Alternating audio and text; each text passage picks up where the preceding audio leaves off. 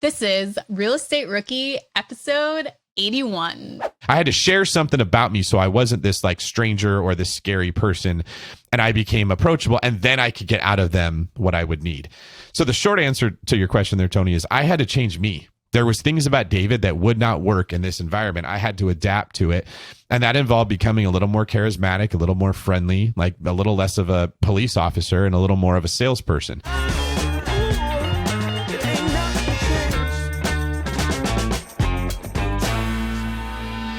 My name is Ashley Kerr, and I'm here with Tony Robinson, and we have Big Brother with us today as our guest on the show. We've got an absolute rock star, the Mr. David Greene, on today's podcast. And this was like one of my favorite conversations. David is obviously like a wealth of knowledge and everything related to real estate investing. And I shared while we were interviewing him that my own investing career started by reading David's two books, right? The Long Distance Real Estate Investing and the BRRRR book. And man, he just shared so much about how to get started as a newbie, how to work with an agent, how to become an agent. So just so many good nuggets. Like I got too many things written down, even try and give you guys like what the tidbits are. And he answers the most common questions, but he gives answers you've probably never heard before. But they're also like, oh yeah, that makes so much sense. Like, should you work with an investor-friendly agent? Well, he actually breaks that down. What does that even mean? And then setting expectations. So I thought everything he said was really great. Make sure you guys listen through the whole episode because he talks about not only working with an agent, but also if you've considered becoming an agent and what you need to think about before you even start through that process of getting licensed. And he's just like a super cerebral guy. Like his whole mindset, his approach to life, to business. Like I think that's going to be honestly one of the biggest takeaways from this episode is like the mental, the mindset aspect that he's kind of brought to this conversation. Let's bring David onto the show. David, welcome to the Real Estate Rookie Show, the other Bigger Pockets real estate show. Thank you so much for joining us. Yeah, I feel like when you go to a family reunion and you meet your cousins, you're all the same family, but you don't all live in the same house. There you go. That's right. Well, if there is anybody out there who doesn't know the superstar that you are, can you please go into a little bit of your background for us, please? You're going to make me tell everybody why I'm a superstar? Yes. Okay. I was a police officer. I started buying real estate. I live in California in the Bay Area, and it got too expensive to buy real estate where I am. So eventually I started buying it in Arizona and then in Florida and then Texas and in Arkansas, different states. And I sort of put together this system for, I'm just doing the same thing all the time. Let me just document what I'm doing here so that when I go to a new state, I can quickly find the pieces I need. That became the genesis of long distance real estate investing. I wrote that book for Bigger Pockets after getting interviewed on their podcast. I became really good friends with Brandon Turner. I started contributing to the site by writing blogs and answering questions for people. And then eventually when Josh Dorkin stepped down from the podcast, I had just wrote the BRRRR book and that was doing really well. And I did so much promotion of those books that I frankly got good at talking. Talking wasn't a thing that I ever realized was a skill for most of my life. So when Josh stepped down, Brandon and I ended up taking over the Bigger Pockets real estate podcast. And since then, I've gotten even better at talking, I hope. Well, actually, probably better at listening because Brandon does most of the talking, if we're being honest about everything here. And I became a real estate broker, stepped down from being a police officer. Now I run a real estate team under Keller Williams, and I started a mortgage business also, where we service the loans of our own clients as well as other realtors who need a lending officer. And I'm, to sum it up, very passionate about doing things with excellence. So that requires some patience because nobody's excellent in the beginning. And in order to scale big, like what I'm trying to do, I have to do it with other people. So I have to hire people, train people, and all this knowledge about real estate that I've accumulated being the host of the podcast and building my own portfolio sort of goes into pouring into those people, teaching them about just how all these pieces fit together and how to do a really good job. So I'm trying to build a huge real estate empire where people who want to buy a house or want to sell their house have a name and a brand they can trust that's going to do an excellent job. What I tell everyone is we sell your house as if it was mine. If I was flipping a house, this is how I would market it. This is how I would price it.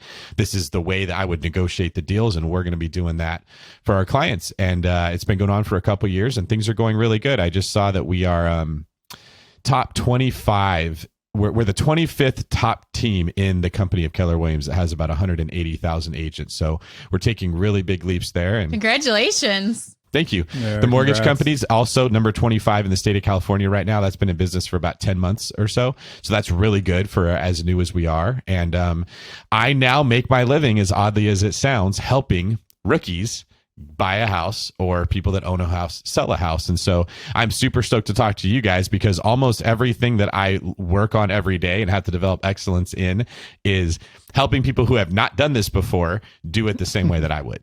Yeah. So David, you've obviously got, a ton of experience. And for those of you that are watching on YouTube, you can see behind David, he's got his 3 books up there.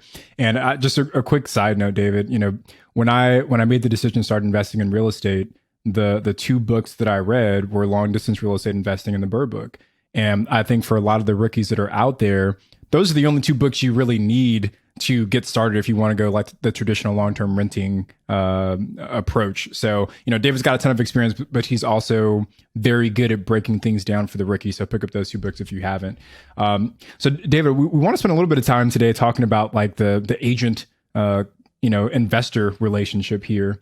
So I guess the first question that kind of comes to mind for me is, and this is a question that we get all the time, does a new real estate investor need an agent? Like how has the role, like what should a new investor expect from that agent? How has the role of an agent kind of changed in today's marketplace? Okay, that's really good. Let's start with describing, I think, the appropriate perspective that an investor should have regarding their relationship with their agent. So the agent space is very unique. They sort of function in several different capacities. The barrier to entry is very low. It's easy to get your license. It is hard to be good at what you do. And I point that out because many other things in life that function in a similar capacity, like a fiduciary, would be an attorney, a lawyer, a CPA. The barrier to get into those is high, right? So not every lawyer is good, but the amount of lawyers that are good to bad is much higher with good lawyers because it's hard to pass the bar exam. You got to go through a lot of school to get a legal degree. You can get your real estate license really quickly. And so I think right off the bat, a lot of new people that work with agents are misled and have a terrible experience because their assumption is, oh, they're a licensed agent. They're all the same. Could not be more wrong. Another assumption I think investors make when they're working with an agent or just regular people is that I have hired this agent. That word gets thrown around, and I don't love that word because when you hire someone, you are paying them. There is an incentive for them to do their job because they don't want to get fired. They don't want the money to stop coming in. But you're not paying your agent. If you're a buyer, you're paying them nothing. They're getting paid usually from the seller. And if you don't actually close on a deal, they don't even get paid from the seller. So the agent is at a huge disadvantage as far as them not knowing if they can trust you, them not knowing if they should work on your deal. Because if it doesn't close, they don't get paid. And let's be frank, how many people are losing sleep because they had their realtor analyze a bunch of deals or drive them around in their car and never closed on anything? It doesn't happen. Okay. In those scenarios, what everyone says is, well, that's their job. Okay. And again, it's this job hiring verbiage, but who works a job for free? Who spends all their gas money and their time without getting paid, right? The agent only gets paid off of a commission. So you'll hear people say agents are greedy. They only care about their commission. Well, how many of you are going to work for free? Just let's be fair. Okay. So that's another thing I like to say is I don't like the hiring perspective. I like the partnership. I am partnering with my agent. If I can get a house that works for my needs and they can help represent me, we both won. If I can't, we both lost. We both put our time, energy, and effort into this, and we didn't succeed. And the same goes for selling a house. If the agent can sell your house and make it a good experience for you and hopefully net you top dollar, they're going to get paid. You're going to be happy. You're going to send referrals. You won. If the house doesn't sell, you both lost. They spent a bunch of money on marketing. You couldn't move on with your life. You were inconvenienced. So really, you have to find what I'm getting at here is a situation that you acknowledge is win-win or lose-lose. You win together or you lose together. There's no, I'm a boss and I've hired you and I'm paying you and you're not good at your job. Well, you're still winning because you're still getting paid, but I'm not. Or if I hire someone, I don't pay them very much, but they give a ton of value. Okay. In that case, maybe the boss is winning, but the employee is losing. This is different than that. Now, I preface all that so people can understand. I think this is where almost every single missed expectation that comes between agents and clients is this is not laid out on the table. clients are walking in assuming my agent will take care of everything. They know how to do all this stuff. There's no conversation in the very beginning about expectations and what you want, which is a recipe for disaster. I mean, if you want to talk about hurt feelings and failed relationships, it always boils down to missed expectations. To further complicate this, are you guys okay with me going on this long, agent? Yeah, go ahead. Okay. To further complicate this, if you look at the DISC profile, most salespeople and real estate agents are high I's, which means they are very into interactiveness, talking, making people laugh, being liked. They're very popular. They're very fun. They're typically not going to usually be really analytical or really detail oriented. So they don't want to tell you that I don't know how to do this because they don't want to let you down. They're going to just skirt around the issue, which leaves the client feeling like, are they supposed to do this? Am I supposed to do this? My mom said her realtor did this. How come my realtor's not doing this? And it creates this just this petri dish where you're going to have bad bacteria growing from the bad relationship. So the first thing that I do with everyone who comes to me, and what I think that every listener who wants to work with an agent should do, is have a very detailed, and if it's uncomfortable, who cares, conversation about what they need from their agent and what their agent needs from them. It has to be both. So I'll give you an example. I started a real estate team in Southern California, and I'm starting a new one right now in Hawaii. So I'm in Maui all the time. I'm setting up a team so people that want to buy real estate in Maui can work through the David Green team. People will email me and they will say, hey, David, I want to buy a short-term rental. I know you're buying out there. Can you put me in touch with an agent? Which is exactly what they're supposed to do. I will, before I just connect them with the agent, I will ask them, tell me what you want from your agent. Do you want someone that's going to analyze this deal and provide the numbers and be really, really smart as far as creating a pro forma? Or do you want a pit bull that's going to go after the very best deal you can possibly get and push because you know how to run your own numbers? That is such an important question to ask, and it never gets asked. Everyone just passes them right along as if all agents are the same. And many people will say, no, I know how to run the numbers. I just need them to tell me what the rent would be or help connect me with, like a cleaning lady for the short-term rental or cleaning person, or connect me with a property management company or a contractor. But I'm good with the spreadsheet. Well, I'm going to put them with an agent who I know is a pit bull that's going to get things done. Others may say, I suck at math. I need them to tell me what my return would be. They're going to get a much more analytically minded agent who's probably not going to have a strong personality that's going to drive things through. So I will tell that client, this is what you're going to get. If you want this to happen, you have to tell them what you want. They're not going to do it for you. They're going to run the numbers and say, here you go. And they're going to wait for you to say, I want to pursue it. And if you don't, you're going to stall and you're not going to get anywhere. I think just that little conversation that sometimes is had over email, sometimes in person, probably increases our conversion rate by 50 to 70%. And I know that's not happening across the industry. I'm really glad you guys are letting me talk about this, because what most people don't understand is that this is a partner. You have to talk to them and get a feel for how's our relationship going to work. Because Tony and I were talking about that even before you jumped on, as to a common question rookies ask is, do I need an agent that is investor friendly? And we kind of talked about, well, we analyze our own deals. We don't need an agent to do that. So why do we even need an investor one? But I think the way that you put it, as to you need to ask what you need out of an agent, and there you go. And that will kind of tell you doesn't matter if the person is an investor or not. It matters what they can bring to the table for you. Before we go to Tony, the question is, what does investor friendly mean? Okay, even that is sort of skipping the responsibility of telling them what you want from them and finding out what they can give you. When we say I want an investor-friendly agent, there's still the assumption they know everything and they know what to do and they know what I need. Investor-friendly can still mean different things to different people. So, yeah, that's a great point. Yeah, like so many good things in that tangent you went on, David. Like I'm trying to remember all the things I want to circle back on, but the last point about like what you expect, I think is the most important one. And like Ashley said, we're at a different point in our investing careers where we have a little bit more confidence.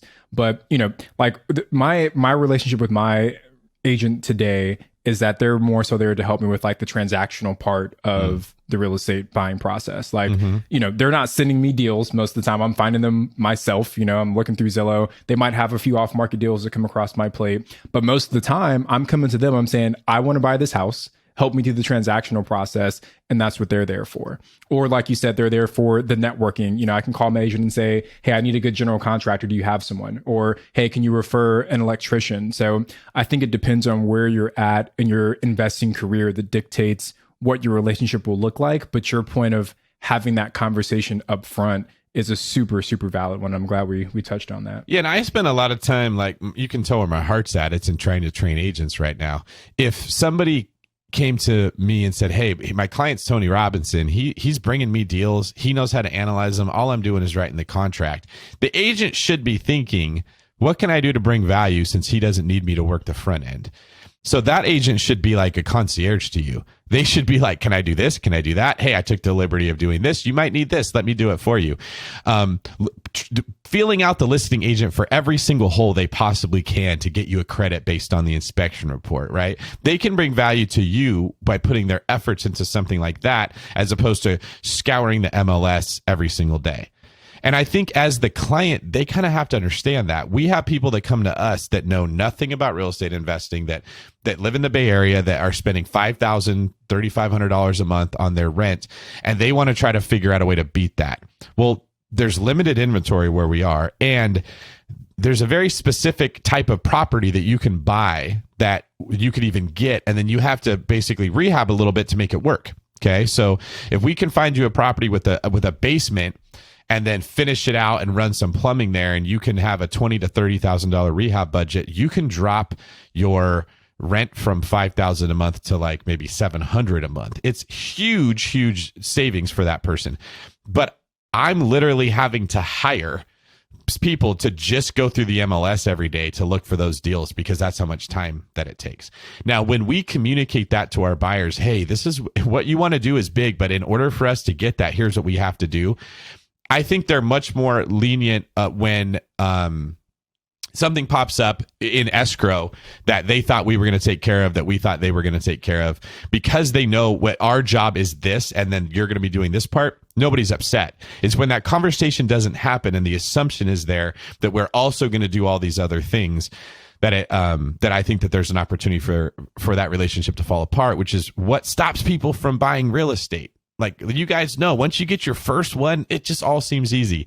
You know, if you can get over that little hump. And that's why I'm so passionate about this, because I know if we can get agents and clients working more cohesively, so many more people will be able to invest in real estate. So, David, we've touched on finding an agent, the expectations of an agent, and for yourself. But what if someone wants to become an agent and maybe they want to do this part-time, full-time?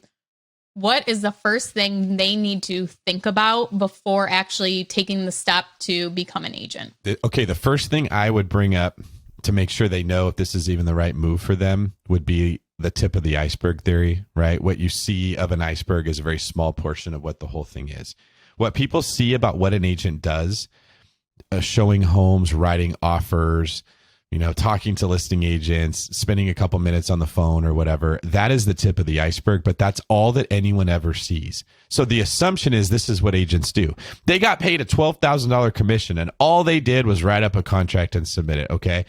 And occasionally you get that awesome one where it's like a Tony. He's like, here's a deal, I want to buy it, here's my price. The listing agent takes it, you're like, this is amazing, okay? But for every Tony, there's like 90% of your other clients that are not Tonys. They're people that are badgering you with questions about, like, trying to get a free education off the back of the agent, or they want to invest in real estate, so they start the process with their agent, but they weren't completely committed to finishing it, so they chicken out when they're 95% of the way there, and you did all this work and nothing ever came out of it, okay? When you become the agent, you see the whole iceberg. And that's the first thing people should realize is there's a reason that 87% of agents are out of the business within 5 years. Okay. Like hardly anyone actually becomes successful in this. It's incredibly difficult because to get to that tip of the iceberg that people see, showing homes, writing offers, even then that doesn't guarantee success, but that's what everyone's excited about. You're going through the 80% of your day, which is calling everyone you know, talking to people, trying to build your knowledge, holding open houses, sitting at the office, trying to learn about what's going on in the market. So when your neighbor comes to talk to you, you don't sound like you don't know what you're talking about. But then your neighbor goes and talks to the other person and it crushes your soul. Or your cousin buys their house with somebody else instead of you. And you just don't want to get out of bed the next day. That's all that is really going on. Okay. The part that HGTV shows is such a tiny piece of this. So what I would say is you got to love either people or real estate. If you love people, you will do this irregardless of how much money you're going to make and how much work you're going to do. If you love real estate, you won't mind 80% of the work you have to get there, because the 20% of the tip of the iceberg is so worth it. But I don't think that question gets asked, because I watch people walk into the office with their fancy pantsuit and they're super excited about getting their business card taken. And they put a couple posts on Facebook about how excited they are about their new career. And please let me know when you need any help with real estate. And they become the 76th person that everyone who sees that post knows that sells real estate. And 3 months later, their shoulders are slumped. Their head is hanging. They're just getting their teeth kicked in. Nobody wants to be their agent. When they do finally get lucky and they have one person that's like, yeah, you can be my agent, they fumble the ball once they start the process because they haven't sold a house yet. It's very difficult. So if that's what I would say, right? Like, it's kind of like, I want to be really fit. All right. Should I go to CrossFit? Well, yeah, you should go to CrossFit if you want to be fit. But do you understand what you're getting into when you go to CrossFit? It is not going to be fun. It's not going to be HGTV, right? Like, you're going into an incredibly difficult thing, and you better be committed before you start if you're going to start at all. David, I think you might have scared everyone away from being an agent right now. We'll see. we might have lost a few people with that one, but I think it's a good point. Sorry, Ash, I know you had something, but I think it's a good point, because people often underestimate the level of, like, I guess, committedness they need to have to actually be successful in something. And I'm just glad that you pointed out that, yes, it can be a lucrative, it can be, a good job or a good career to have, a good business to have, but it's not without its challenges and without its obstacles. So sorry, Ash, I know you had something. I just wanted to throw that in there. Yeah, just if someone does decide, even after listening to that, they do want to become an agent, do you think there is a huge benefit if you are an investor to become an agent? Or do you think that there is little correlation, or do they have a higher, success rate because they're an investor and an agent? What does that kind of look like from your perspective? That's a great question. So I think the wrong reason to become an agent is, I'm an investor, I want to do my own deals. You're already getting that work for free. You're really not benefiting you might get a commission on those things. So if you're super good and you do a ton of deals, that could make sense. But most people are buying like a house or two a year. It's not worth the money you're going to spend and the work you're going to do. But if you are an investor, like, I think that's why my career took off as an agent pretty quick, was most people walk into this business, they have to learn sales. They have to learn entrepreneurship. They have to learn marketing. They have to learn the industry of real estate itself. And then they have to learn how to put all those pieces together to become the person that can do it all. I didn't have to learn real estate. I only had to learn sales and entrepreneurship. So it gave me a huge advantage over every other new person that stepped in. So I would say, if you're an investor and you want to make additional income selling homes, that's the key. It's not, I just want to be able to sell my own house. Like, those people, it's like saying, I'm going to get a law degree to represent myself in court. You're not going to be good at it, right? I don't want to pay a mechanic. I'm just going to go get certified to be a mechanic, and I'm going to work on my own car. Like, well, the years of experience it takes to learn to be a good mechanic, you're getting a terrible ROI in your time. So, but if what you're saying is, hey, I'm a race car driver, I have a lot of credibility, I know how cars work, I want to go start a mechanic shop and I want to scale this thing, that's a completely different conversation. And I think that's a great idea. We frankly need more people that are selling real estate that own it themselves. And if I look at the people that join my team, the ones that struggle are usually the ones that don't know anything about real estate, and they have to go through that CrossFit process of getting their butt kicked. The ones who come in that own real estate themselves, that have some credibility with what they're talking, that already understand the basics and fundamentals of this, with a little bit of coaching from me, they tend to do much better. So I don't remember which one of you made that point, but yes, I think that is one reason people should get into this. And I like to talk about this because many people think it's either I work my W-2 job, or I quit and I do full-time investing. Those are my options. And that's a terrifying jump to have to go from one to the other. But I look at, there's a spectrum of all these things that you could do in the middle that start a W-2 job and work your way into being a full-time investor. You can sell houses. You could become a loan officer. You could become a property manager. You could become a contractor. There's tons of skills people have that will get them out of their W-2 job, still allow them to make money, and get them exposed to the world of real estate where they're going to have more deals come their way. I actually have a great example of not doing something just because you're an investor.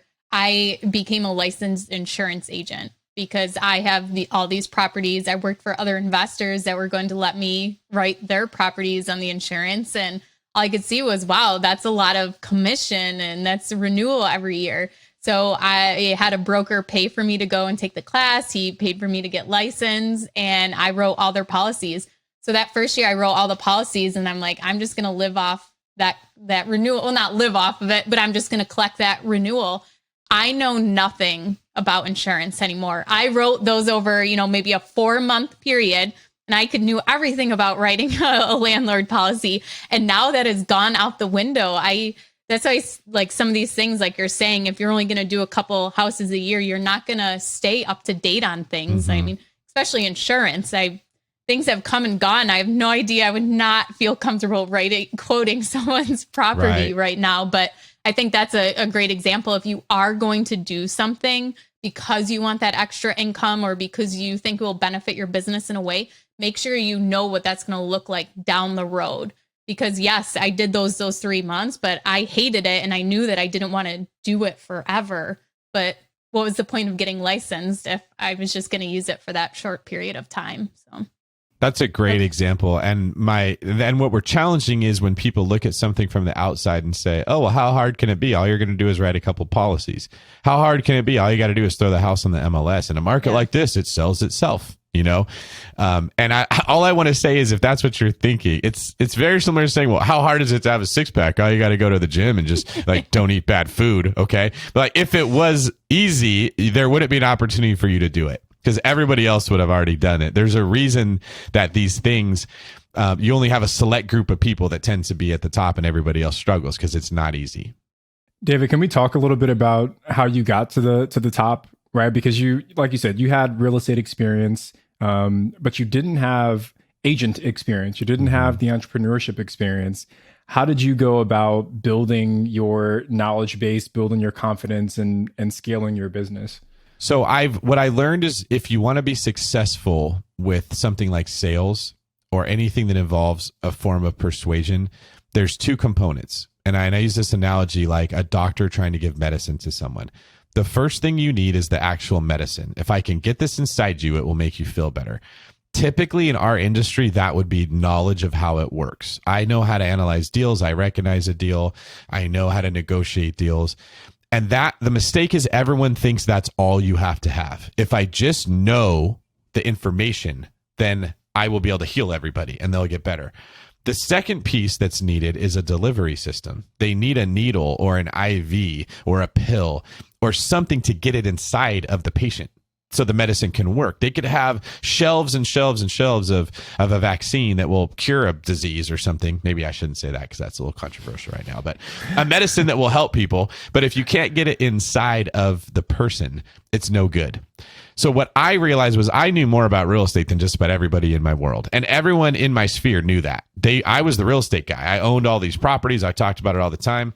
But no one was coming to me to be their agent because I didn't have a delivery system. I was a little intimidating to a lot of the other cops that were in the department. And just to be frank with everybody, if you were not really good at your job, I didn't really treat you with a ton of respect. I wasn't outwardly rude, but I would just kind of ignore those people.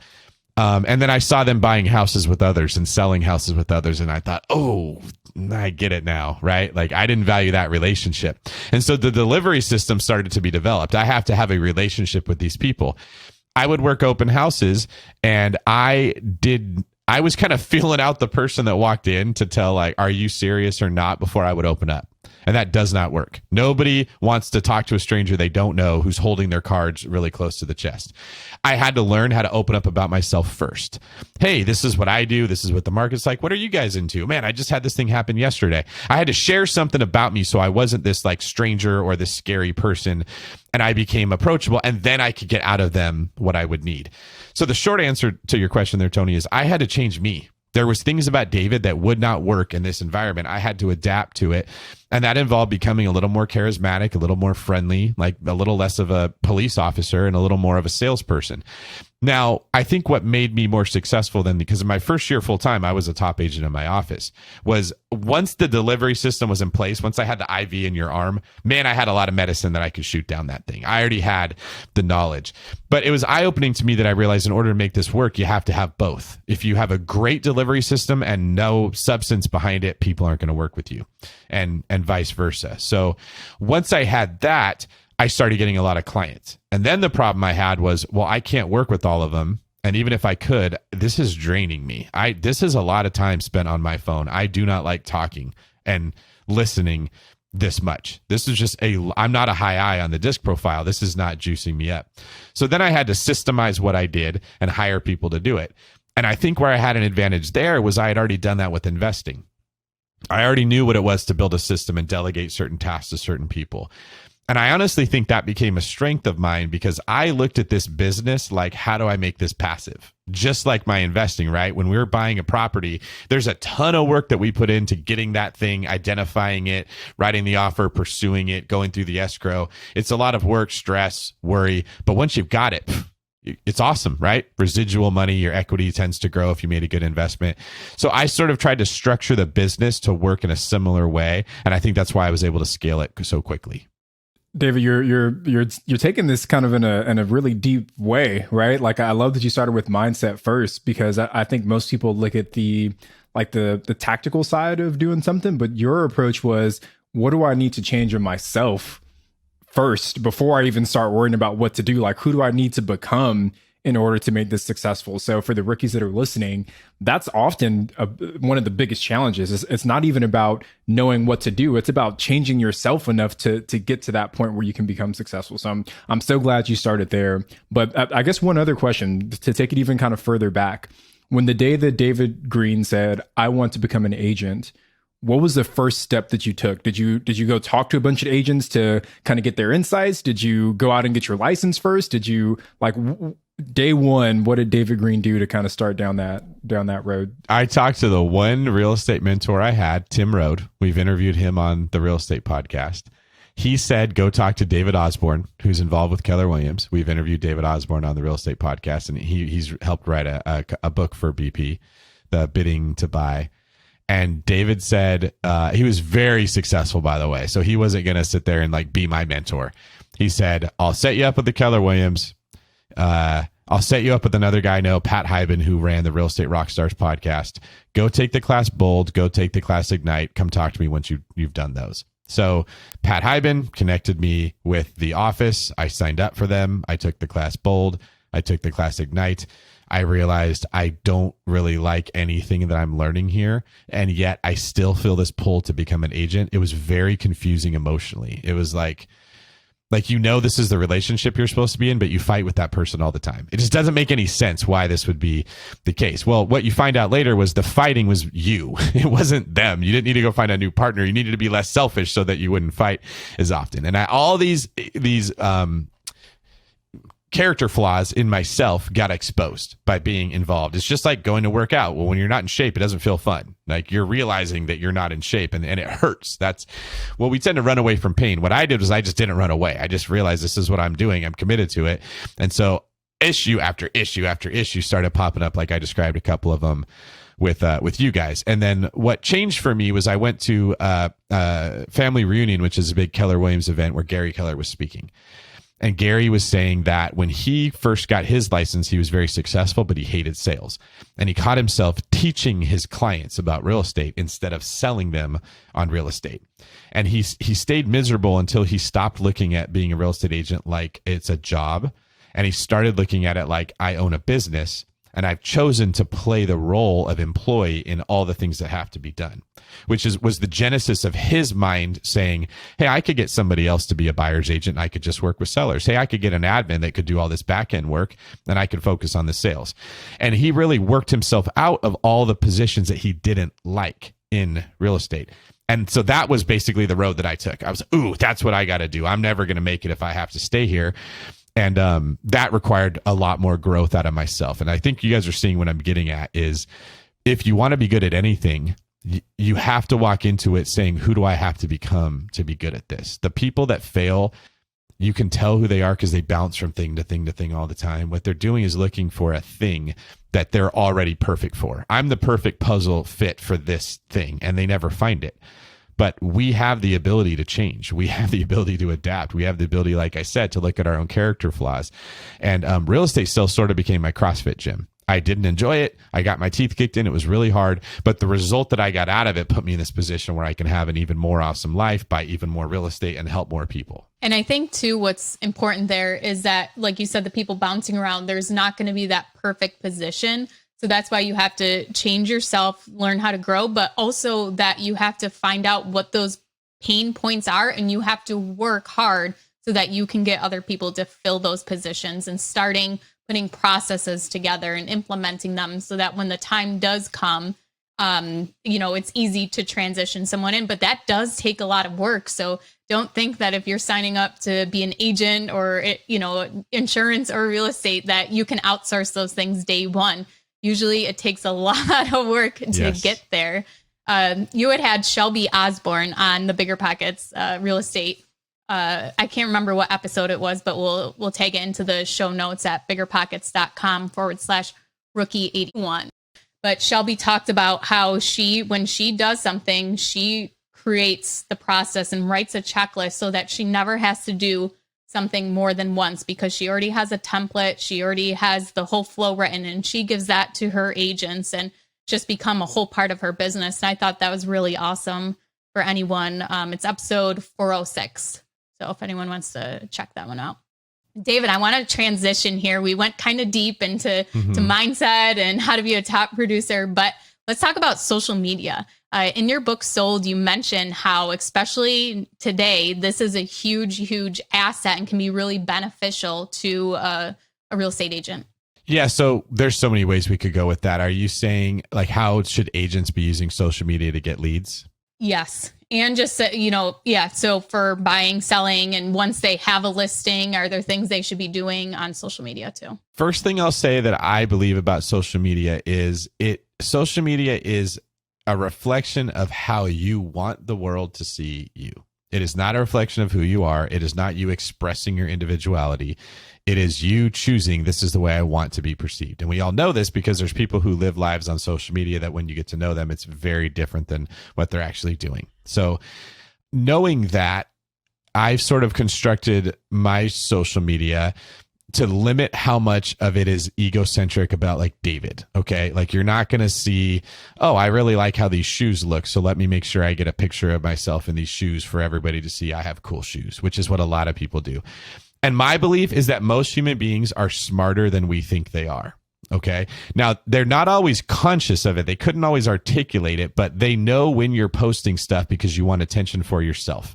And what that does is it sends a message to them. I don't have to worry about bringing value to this person because they're not bringing value to me. And the opposite is true if your posts are literally about, I think this will help people. Okay. So we just went over a bunch of stuff about how to work with an agent, how to pick your agent, how to be a better agent.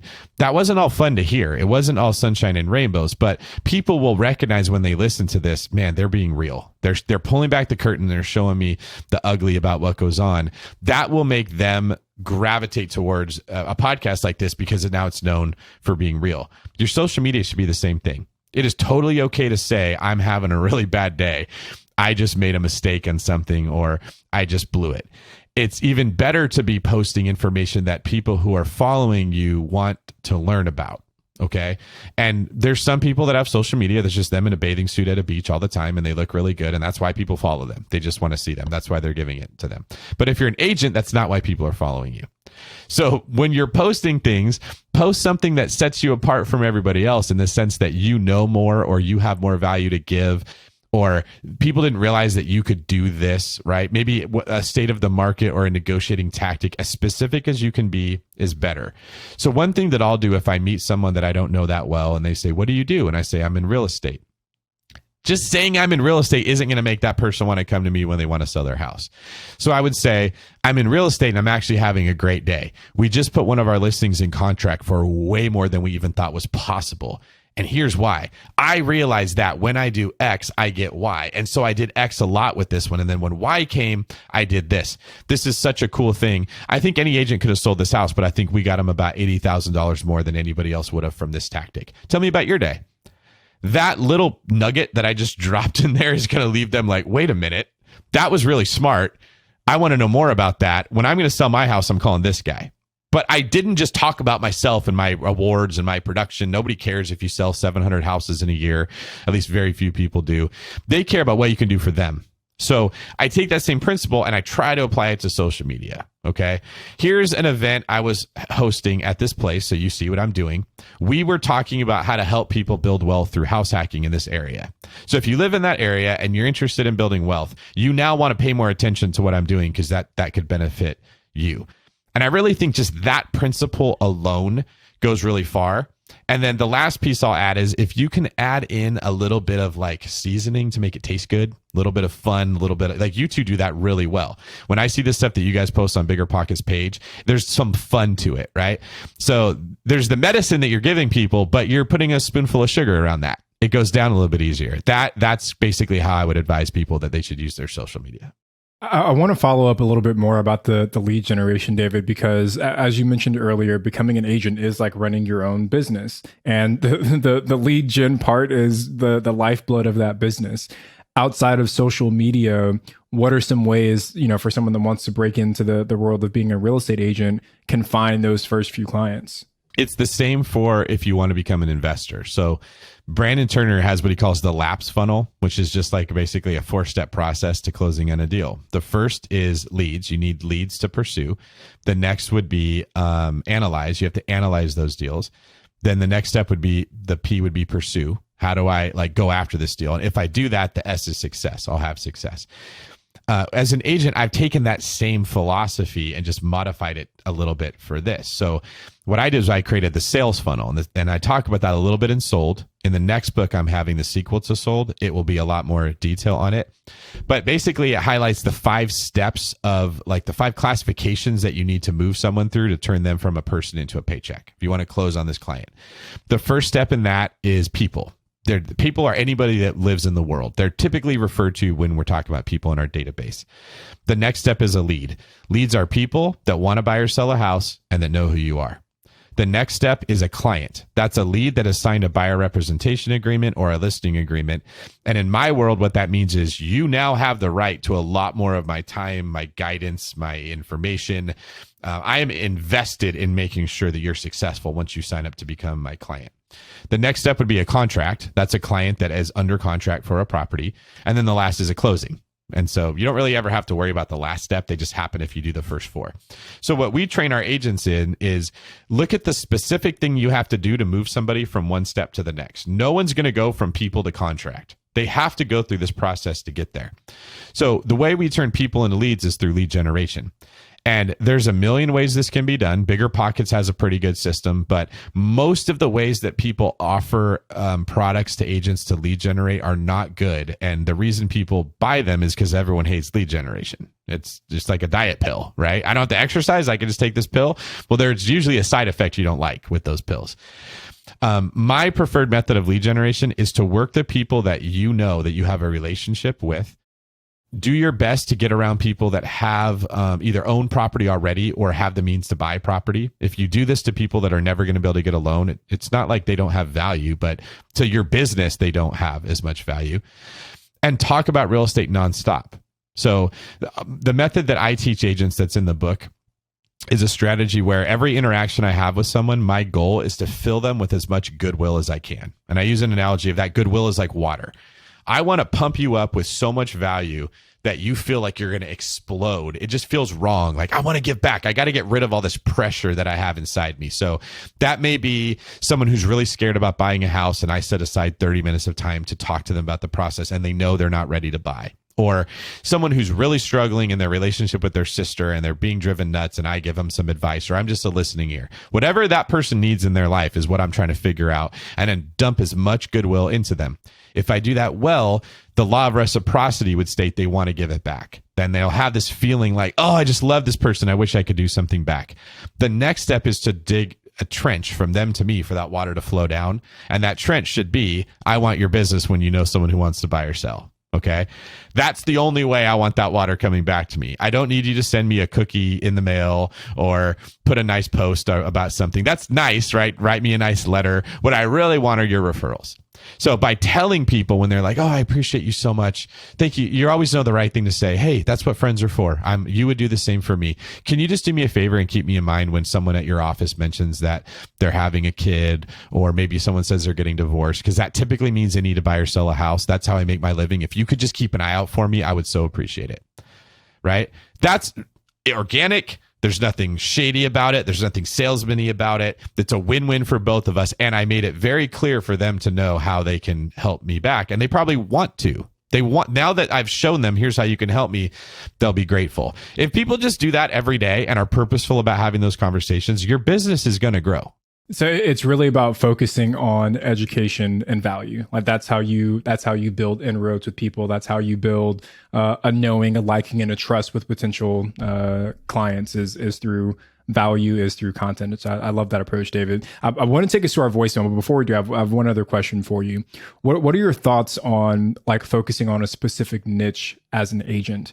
Like, I know some agents like, hey, all we sell is short-term rentals, or, all we sell is small multi, or we focus on this niche. Like, do you think that's a good approach for a new investor or for a new agent to take when they're getting started? I think I would look at that like an athlete, like say basketball player that is really good at shooting 3-pointers. You're going to be looking to get 3-point shots. I don't think that you should say for my whole career, all I'm ever going to do is shoot 3-pointers. If that's how you that's where your bread and butter comes from. Yes.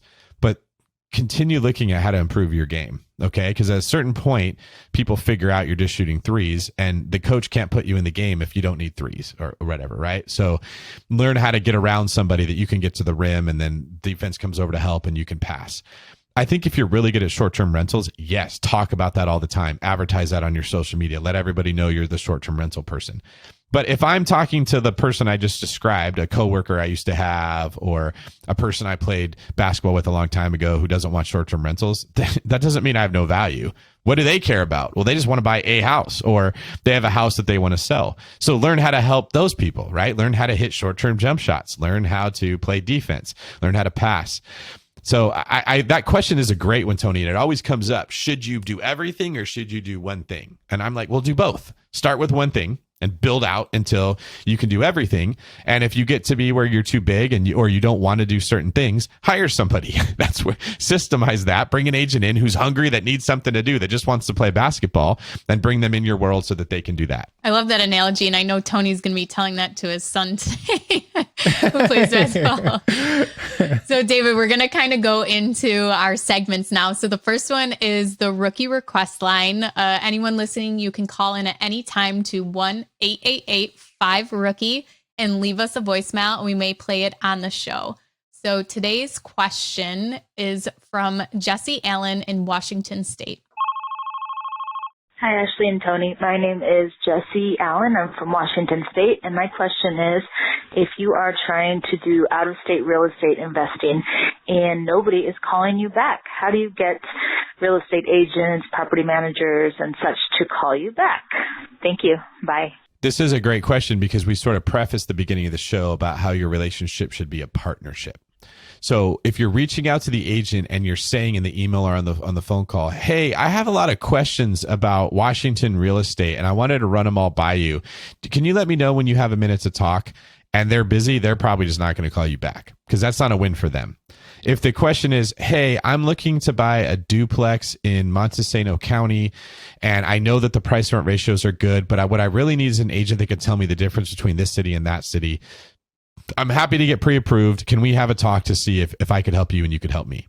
That agent now recognizes you as a lead. I'm going to jump on it and I'm going to have that conversation. The only other thing could be if you're sending an email to someone who doesn't check their email all the time, or you call their cell phone from a number they don't recognize. I mean, do you guys answer phone calls from numbers you don't recognize? No. Yeah, I can't. I just get like 7 of them have happened when we're here right now. But then I also Google them to see who it is. Who it is. That's funny. So when I tell my team, because they say this all the time, they're like, I called them and they didn't call me back. And I say, oh, well, did you text them to tell them that you're not a complete weirdo or somebody in, India trying to sell them a product, right? They don't know who you are. Send them a text. Or another thing that I'll do is I'll literally take a video of myself and send them that. So if they're not answering to you, send a video saying, hey, I want to buy houses in this area. I heard about you from blah, blah, blah. That gives more credibility. This is my number. Can you text me or can you email me? And I'll let you know what I'm looking for. And you tell me if you could help me. Very difficult for the agent to not want to call you back in a situation like that. Awesome advice. I've actually never heard anyone recommend that before. So if you're having a hard time getting through to someone, send them like a nice little video message. David, I'm afraid that you might have now invited the entire Ricky audience to flood your Instagram DMs with videos of them trying to get in touch with you. So here's the problem with that. There. Every one of us that gets a video to our phone and it doesn't look like a virus, it's so hard not to want to watch it. Even when you're busy, you're just like, your curiosity is so big. And that's what I learned. I started doing that. Like if I got a lead's name from somebody else, like, hey, my buddy wants to buy a house. Well, that guy never wants to actually answer his phone when I call. But if I send that video, they would watch it every single time. And their odds of them reaching out now would be better. I've heard that with voice memos too, doing a voice memo that's because the other you can't thing see what do. they are. Yeah. I don't know what it is. 100%. When you leave me a voicemail, I'm not listening to it. I don't ever listen to a voice memo for whatever reason. It's in that text thread. I will listen to 100% of those. So those are some good tips there. We're dropping some knowledge. So David, I want to take us to our next segment here, which is the random questions. So obviously you've had a lot of success. You've been in the game for a while now. But if we go back to David Green when he was still a cop, right before he became the David Green, what were some of the misconceptions or, assumptions you made about real estate investing that turned out to just not be true? Okay, that's really good. I think I always assumed a catastrophic event was just around the corner, and that's why I couldn't invest. So I would literally have these worries when I was first starting. I own Arizona property, and I'd start Googling, like, what happens if Arizona runs out of water? I did this for like a couple years, and I'd read all these long, like, well, they're dependent on this area and this dam's the only one that's going to these places. And I'm like, maybe I need to sell them all because what happens if they run out of water? Okay. I suppose that could happen, but it's hard to see the federal government allowing like all of Southern California and Arizona to just die of lack of hydration because, right. And so those type of thoughts would always be in my head. What if the ball just drops on everything, or the bottom drops out? And I think what I've found after seeing this for long enough is that not only is that not very likely, but if that does happen, me investing in real estate is probably the last thing I'm going to worry about. It's not like I'm safer because I didn't invest when the bottom dropped out. I would lose my job. Where am I going to live? If we go into like a recession, you owning rental properties, like, is the bank going to want to foreclose on all these properties that no one's going to buy anyways? I think that I just basically built it up into be all these terrible worst case scenarios that could possibly happen. None of them ever happened. And even if something bad did happen, there was always a solution. So it's funny, Brandon and I were just talking about this on our podcast the other day. I've now become much more intentional of just saying, look, I know that real estate is going to be a good investment. Over time, it just gets better and better. I have reserves in place and a plan in place for the worst case scenario. I'm just not going to listen to the little like doubt that comes up inside me, the what ifs. I just closed on the biggest deal I've ever bought. And the only thing that I think about every time I think about that deal is the $85,000 a month mortgage payment that I have. Like, of all the pieces of it, that's the only thing that sticks in my head is what if all of my 16 tenants in this commercial building all stop paying at the same time and I have to pay $85,000 a month? That's probably never going to happen, but that's the only thing that's in my head. So I just have to ignore it and focus on, well, I thought that same thing 10 years ago. I thought that same thing 5 years ago, and it never happened. Yeah, but I'm sure you also have other exit strategies in place if for some reason that did happen, or you could find other ways to pay for that payment. It's not like you're going in thinking worst case scenario and you have no plan for that worst case scenario. Oh, you're exactly right. I have reserves of several $100,000 in that bank account just for that. And here's what's funny. I don't know if I've told everybody this. I actually got on the phone and called the bank because I couldn't get this thought out of my head. And it's embarrassing, right? Because I'm the real estate guy, and it still was bothering me so much that I wasn't focusing on other things. And I said, hey, Andy, let's say worst case scenario, every tenant stops paying and I burn through 6 months of reserves and I haven't been able to get anything going. Are you going to foreclose and just take it? He's like, God, no. If that's the case, why would I want it? Like, you're going to run that thing better than me. If you've run through 6 months of reserves, I don't want to take that property over. That's such a horrible scenario. We would work with you to like put your payments in arrears or extend it. The bank doesn't want to take that property back over. We want the interest on the loan that we gave you. And I just felt so dumb. Like, why would I assume that the world would end if this happened? And if the world's ending, what is the bank going to do with it? They don't want it either. So, you're asking me like, what do you wish the old David would have known? It was that type of stuff, right? The only regrets I have are that I wasn't more aggressive at other times buying properties that would have done really well. Even during COVID, I had a couple banks reach out to me for my properties, and another investor that I manage his money for. They said, we don't know what's going to happen, but we want you to know that if you can't make your payments, we want to work with you. We don't. Yep. And this was even before they put a ban on foreclosures. This was like the bank reached out to us. We didn't even have to reach out to the bank. And luckily we didn't have to do anything. But it shows like even them being proactive before being reactive, that they don't want to take your property either. They so badly don't want the property that they're calling to tell you we're not going to take it. Exactly. Please don't give it to us. Well, they're not asset managers, right? They're a lending institution. That's like not in their wheelhouse. So exactly right. David, you've dropped so much knowledge throughout today's episode. But before we wrap up, Ash and I always give a quick shout out to some of our rookie rock stars. So if you guys haven't joined the Real Estate Rookie Facebook group yet, please do head over. I think we're closing in on like 30,000 people in that group now, Ash, right? So there's a big, very active community in there on Facebook. But today's rookie rock stars are Harry and Justine Zinsky from Richmond, Virginia. They got a property that was listed at $265. They bought it for $180. So they got a nice discount, put $10K into upgrades, and now it's renting out for $650 a month. And then they actually sold it a year after they purchased it to the people that were living there, to their tenants, for $265. So they got a bunch of cash flow, sold it for much more than they got it. So Harry, Justine, congratulations to you guys. Yeah, Tony, it was actually $1,650 per month. You had said $650, but just so people know, yeah, it was $1,000 more than what Tony said. I don't want you to mislead anyone. Jeez. But yeah, congratulations to Harry and Justine. That is awesome. And 1 year later, what a nice return on that. And then also they mentioned they used their HELOC from their primary and actually paid off their HELOC, and they're using the rest of their money and doing a 1031 exchange on their next property. Beautiful. Good for them. Great job, guys. Well, David, thank you so much for joining us. I believe you're one of the rare few that has been on every single Bigger Pockets podcast now. Well, like I said, we're all family, right? So yeah. I'm happy to spend Thanksgiving with you guys and Christmas with them and Easter with everybody else. So anytime you guys need another guest or you just want to do this again, I love talking real estate, and I'm so entrenched in teaching it to people, whether they're agents or clients, that it's always on my mind. So it's never a problem. I'm happy to do your show anytime you like. Thank you. And can you tell everyone where they can find out some more information, purchase your books, visit you on Instagram, flood your DMs with videos? There it is, right? My social media handle is David Green 24. There's an extra E at the end of Green. I don't know why it's there. Just the English are always throwing extra vowels into words that are not necessary. So don't forget to throw that E into it. I also have a Bigger Pockets profile, so you guys can reach out to me there. You can get any of my books at biggerpockets.com/store. They have all the books that are listed there.